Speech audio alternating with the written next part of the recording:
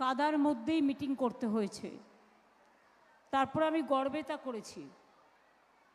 গড়বেতা থেকে এখন আমি বিষ্ণুপুরে এলাম, কারণ বিষ্ণুপুরে আমি প্রতিবারই আসি বিষ্ণুপুরের মাটিটাকে প্রণাম করে যাওয়ার জন্য। আমি এরপরে এখান থেকে দুর্গাপুর যাব। কালকেও আমার প্রোগ্রাম আছে অনেক জায়গায়, প্রতিদিনই আমাদের করতে হচ্ছে। কখনো কখনো ঝড় জল সাইক্লোন, বিজেপির চক্রান্ত, একদিকে ভোট কাটা, মানুষকে লাইনে দাঁড় করানো, মানুষকে অসম্মান, মানুষকে অপমান, বাংলাকে বঞ্চনা, বাংলাকে লাঞ্ছনা, বাংলাকে যন্ত্রণা। প্রতিবাদের জায়গাটা জোট বেঁধে আমাদের সবাইকে করতে হবে। আমার খুব কষ্ট হয় যখন দেখি প্রায় 225 জনের মতো মানুষ এই এসআইআরের জন্য মারা গেছেন। বিজেপির লোকেদেরকে একটু মায়া হয় না? আজকে কি অপরাধ ছিল তাদের?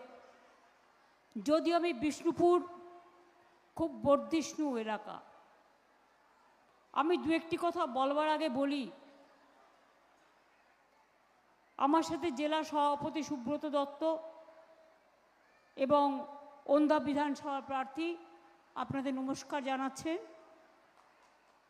বিক্রমজিৎ চট্টোপাধ্যায় সাংগঠনিক চেয়ারম্যান জেলা, অনুসুয়া রায় বাঁকুড়া জেলা পরিষদের সভাধিপতি, তন্ময় আমার খুব প্রিয় পাত্র এবং ছাত্র যৌবনের দিশারি, আপনাদের সকলের প্রার্থী।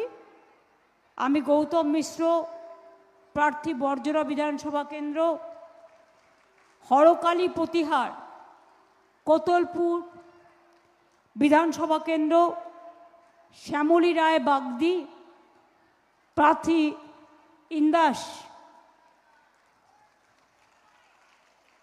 আমার সাথে বর্জরার প্রাক্তন বিধায়ক অলোক, আশু, মিউনিসিপ্যালিটির চেয়ারম্যান গৌতম গোস্বামী, যাকে আমি দায়িত্ব দিয়েছি ভালো করে বিষ্ণুপুরটা করার, এবং আমার মা ভাই ও বোনেরা, আপনারা এখানে এসে বাংলার মাটিকে ধন্য করেছেন। বিষ্ণুপুর ঘরানার একটা নাম আছে, ইতিহাস আছে।